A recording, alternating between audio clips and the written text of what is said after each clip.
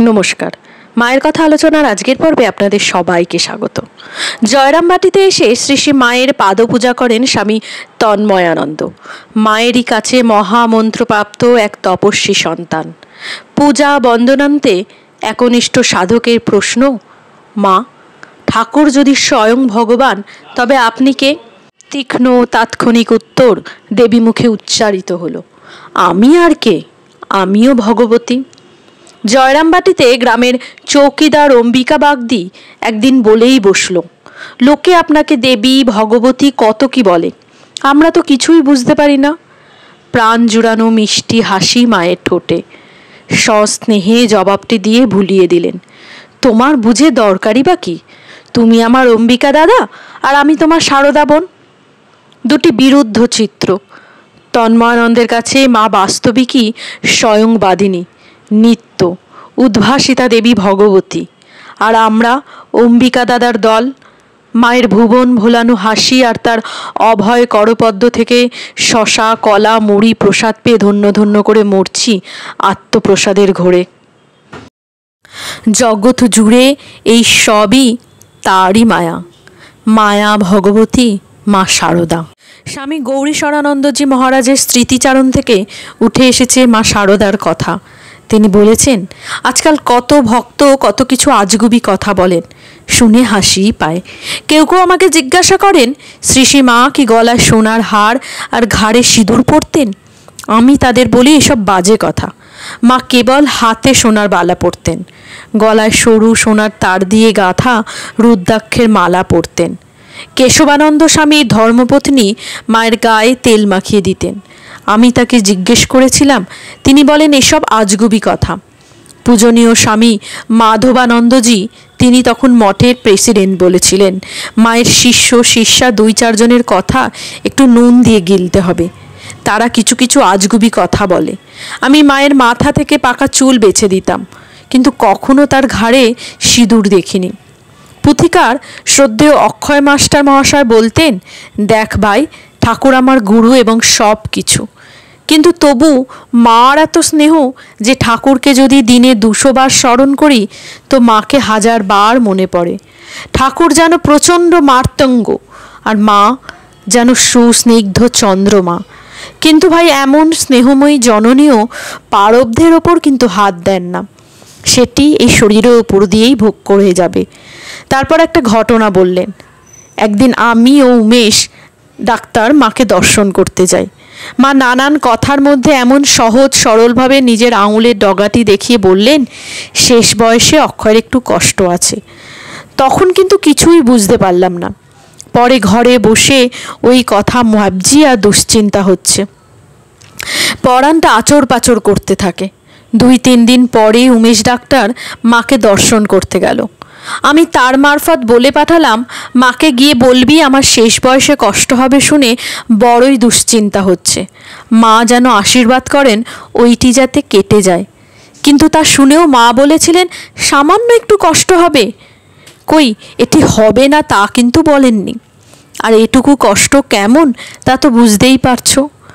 অক্ষয় মাস্টারমশাইয়ের শেষ জীবনে খুবই কষ্ট হয়েছিল, কিন্তু সারা দিন রাতের মধ্যে কখনো ঠাকুর ও মায়ের কথা ছাড়া অন্য কথা বলতেন না। আমাকে অনেক কথা বলতেন, এখন কেবল শুনে রাখ, মা যখন কৃপা করেছেন তখন একদিন সব উপলব্ধি হবে, তখন মনে পড়বে, হ্যাঁ, বুড়ো এসব ঠিকঠাকই বলেছিল। সরজুবালা দেবীর স্মৃতিচারণ থেকে মায়ের ঠাকুরকে পুজো নিবেদনের একটি খুব সুন্দর চিত্র উঠে এসেছে। একদিন সকালে মায়ের কাছে গিয়েছি, বাগান থেকে অনেকগুলো ফুল তুলে নিয়ে গেছিলাম। মায়ের নিকট তা দিতে মা মহা আনন্দিত হয়ে ঠাকুরকে সাজাতে লাগলেন। নীল রঙের এক রকমের ফুল ছিল, সেগুলি হাতে করে বললেন, আহা, দেখেছো কি রং? দক্ষিণেশ্বরে আশা বলে একটি মেয়ে একদিন বাগানে কালো কালো পাতার একটি গাছ থেকে সুন্দর একটি লাল ফুল তুলে হাতে নিয়ে এসে মাকে বলতে লাগলো, হ্যাঁ, এমন লাল ফুল আর তার এমন কালো পাতা, ঠাকুর তোমার একই সৃষ্টি।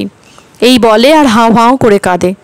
ঠাকুর তাই দেখে তাকে বলছেন, তোর হলো কি গো, এত কাঁদছিস কেন? সে আর কিছুই বলতে পারে না, খালি কাঁদে।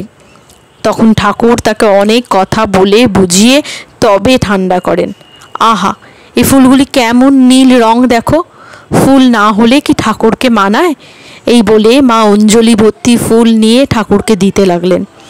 প্রথমবার দেওয়ার সময় কয়েকটি ফুল সহসা তার নিজের পায়ে পড়ে গেল দেখে বললেন, ও মা, আগেই আমার পায়ে পড়ে গেল দেখো। আমি বললাম, তা বেশ হয়েছে।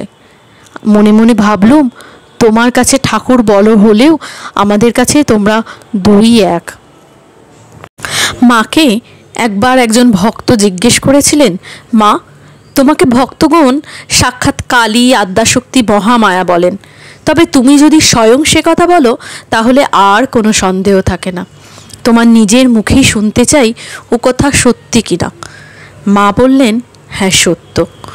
এক ভক্ত মহিলা মাকে প্রশ্ন করলেন, মা, আপনি যে ভগবতী তা আমরা বুঝতে পারি না কেন? মা বললেন, সকলেই কি করে চিনতে পারে মা? ঘাটে একবার একখানা হিরে পড়েছিল, সবাই পাথর মনে করে পা ঘষে স্নান করে চলে যেত।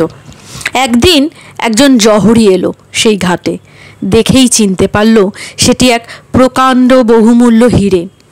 তোলভেরোর মাঠে সেই ডাকাত দম্পতি মাকে বলেছিলেন, আমরা তোমাকে কালী রূপে দেখেছি, তুমি তো সাধারণ মানুষ হতে পারো না। একদিন সকালে মা উঠোন ঝাড় দিচ্ছেন, একজন ভিখারি এসে ভিক্ষা চাইল। মা আপন মনেই বলে উঠলেন, আমি আর অনন্ত হাতেও যেন কাজ শেষ করতে পারছি না।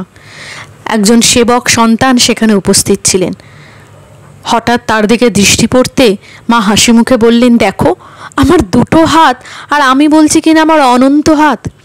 নিজের রূপ লুকিয়ে রাখার অসীম প্রচেষ্টা, কিন্তু মাঝে মাঝেই তা যেন প্রকাশ হয়ে যেত।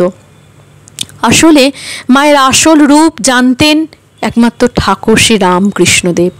তিনি মায়ের এই রূপের কথা যদি প্রকাশ না করতেন তবে জগৎ হয়তো জানতেই পারত না এবার জগৎজননী স্বয়ং রূপ ঢেকে এই রূপে এসেছেন। শতকোটি প্রণাম জানাই শিব শক্তি রূপিণী ঠাকুর ও মায়ের চরণে। শ্রী শ্রীমা শারদার কৃপার কথা বলতে গেলে সত্যি অবাক হতে হয়।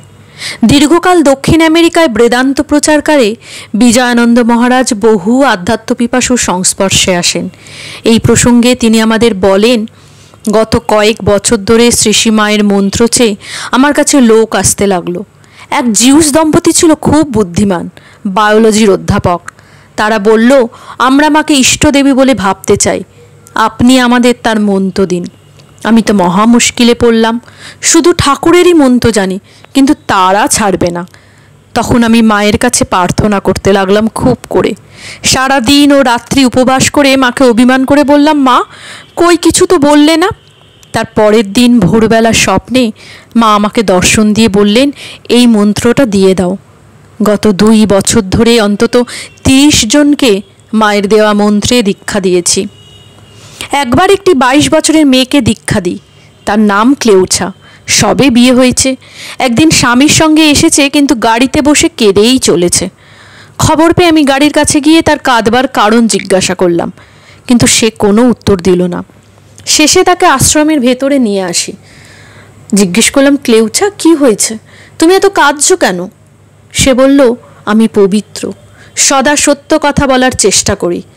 আপনি আমাকে যীশু খ্রিস্টের মন্ত্র দিয়েছেন, আমি তো মাকে চেয়েছি। যারা পাপ করে তারা সেভিয়ারের মন্ত্র পায়, আমি মাকে চাই। তার পরদিন মেয়েটিকে মায়ের মন্ত্রে দীক্ষা দিলাম। সে তখন ঠাকুর ঘরে বসে এক মনে জপ করতে লাগলো। এদিকে আমাদের ব্রেকফাস্ট রেডি, আমরা বাইরে অপেক্ষা করছি, ক্লেউছা আর আসে না। শেষে আমি ঠাকুর ঘরে গিয়ে তাকে ডাকলাম, চলো খেতে চলো। সে যেন স্বপ্ন উত্থিতের মতন উঠে আসলো, বলল, আমি তো মহানন্দে ছিলাম, কেন আমাকে জাগালেন?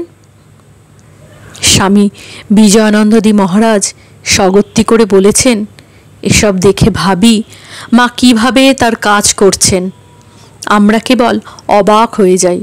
এসব বিদেশি ও ভিন্নভাষীদের প্রতিও মায়ের কৃপা যেন সমভাবে বর্ষিত হচ্ছে। জয় মা, তোমার কৃপা এভাবেই তোমার অসংখ্য ভক্ত সাধু সন্তানদের ওপর বর্ষণ করো মা। আজকের আলোচনা এই পর্যন্তই। কেমন লাগলো তা অবশ্যই আমাকে কমেন্ট করে জানাবেন। ভালো লাগলে লাইক এবং অনুরাগীদের সঙ্গে শেয়ার করতে ভুলবেন না। আর যদি চান এই আলোচনার নিত্যসঙ্গী হতে এবং সবার আগে আমার সমস্ত ভিডিও পেতে, তাহলে অবশ্যই আমার চ্যানেলটা সাবস্ক্রাইব করে নেবেন। আপনাদের ভালোবাসাই আমাদের এগিয়ে চলার একমাত্র পথেও। ভালো থাকবেন, সুস্থ থাকবেন, মায়ের আশীর্বাদ আপনাদের ওপর বর্ষিত হোক এই কামনা জানিয়ে আজকের আলোচনা এখানেই শেষ করছি। নমস্কার।